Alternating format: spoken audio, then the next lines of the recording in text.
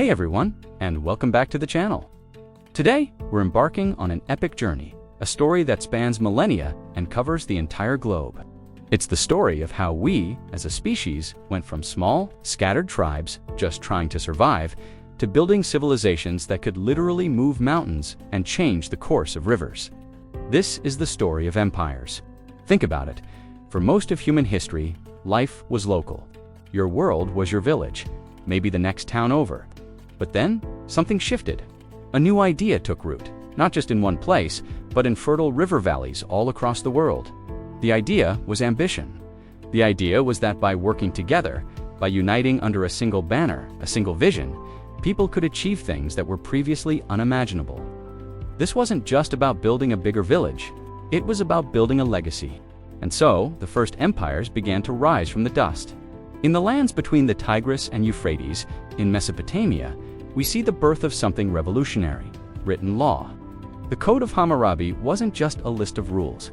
It was a declaration that society could be governed by justice and order, not just by the whim of the strongest. It was a blueprint for civilization, a complex system of governance, trade, and social structure that would influence cultures for thousands of years. They built ziggurats reaching for the heavens, developed astronomy to understand the cosmos, and created the very first forms of writing. They weren't just surviving anymore, they were recording their existence for eternity. At roughly the same time, along the banks of the Nile, another giant was stirring: ancient Egypt. If Mesopotamia gave us law, Egypt gave us permanence. The pyramids at Giza aren't just tombs, they're a testament to an incredible mastery of engineering, logistics, and resource management. Think about the sheer scale of it. Moving millions of stone blocks, each weighing several tons, with astonishing precision, all without modern technology. This required a level of social organization that was simply unprecedented. The pharaoh wasn't just a king, he was a living god, the central point around which the entire society revolved.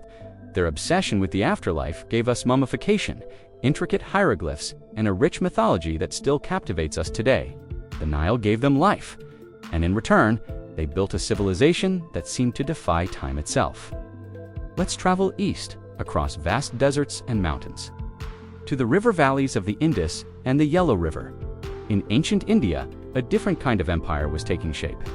One built not just on military might or grand monuments, but on profound ideas. This is the cradle of Hinduism and Buddhism, philosophies that would shape the spiritual lives of billions. Thinkers here wrestled with the biggest questions: the nature of reality, the meaning of life, the concept of karma and reincarnation.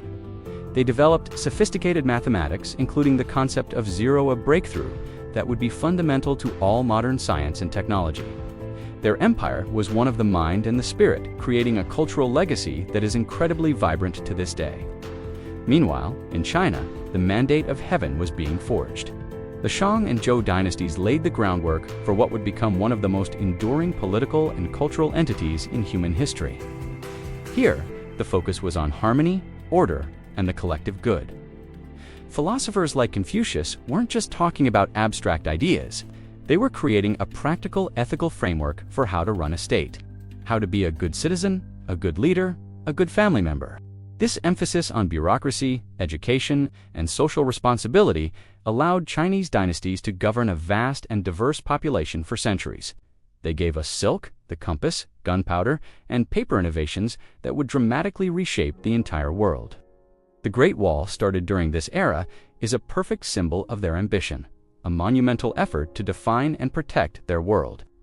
Now, let's sail across the Mediterranean to the rocky shores of Greece. Greece wasn't a single unified empire in the same way as Egypt or China. It was a collection of fiercely independent city-states, like Athens and Sparta, who were often at war with each other. But, in their competition, they forged something new: an empire of the intellect. This is where the ideas that formed the bedrock of Western civilization were born. Democracy's the radical notion that citizens should have a say in their own government. Philosophy: Socrates, Plato, and Aristotle, teaching us how to think critically about the world. Theater: epic poetry, the Olympic Games, mathematics, and science. The Greeks questioned everything and sought rational explanations for the universe. Their influence wasn't in the size of their territory, but in the power of their ideas, which would be carried far beyond their shores. And who carried those ideas? The Romans. If the Greeks were the thinkers, the Romans were the ultimate builders and administrators. Starting as a small city-state, Rome grew with relentless, methodical efficiency into an empire that encircled the entire Mediterranean, which they called Mare Nostrum Arsi. What was the secret to their success? The legions, for sure, were an unstoppable military force. But their true genius was in what came after the conquest. They built roads over 50,000 miles of them connecting their vast empire. They built aqueducts to bring fresh water to cities of 1 million people. They took Greek philosophy, Egyptian calendars, and Mesopotamian law and synthesized them into a practical, powerful system that worked. Roman law and citizenship created a common identity for people from Britain to Syria. For centuries, the Pax Romana, the Roman peace, brought stability and prosperity to a region that had known constant war. They weren't just conquering the world, they were organizing it. But the story of empires is not just a story of golden ages and glorious achievements. For every pyramid built, there were thousands of laborers.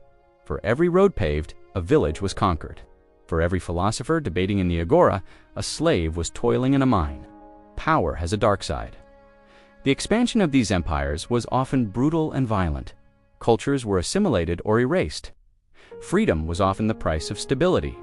The Romans, for all their laws, were ruthless in suppressing dissent. The grand projects of the pharaohs were built on the backs of their people. This is the great paradox of empire.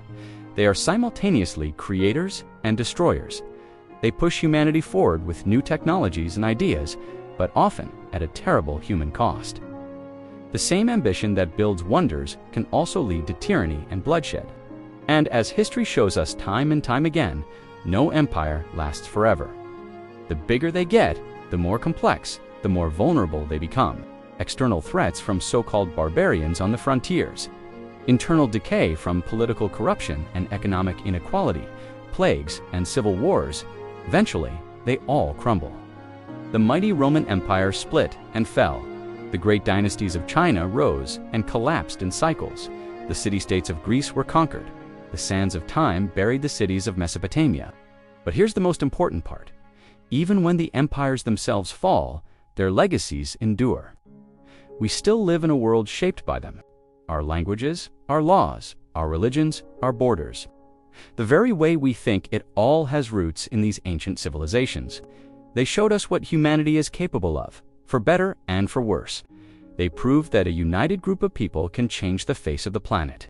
They took our small, scattered stories and wove them into the grand, sprawling tapestry of history. The Age of Empires was the moment humanity decided not just to live in the world, but to claim it. Thanks so much for watching. This is just the beginning of our exploration into these incredible cultures. If you found this fascinating, make sure to hit that like button and subscribe so you don't miss our next deep dive. Let me know in the comments which ancient empire you find most interesting. See you in the next one.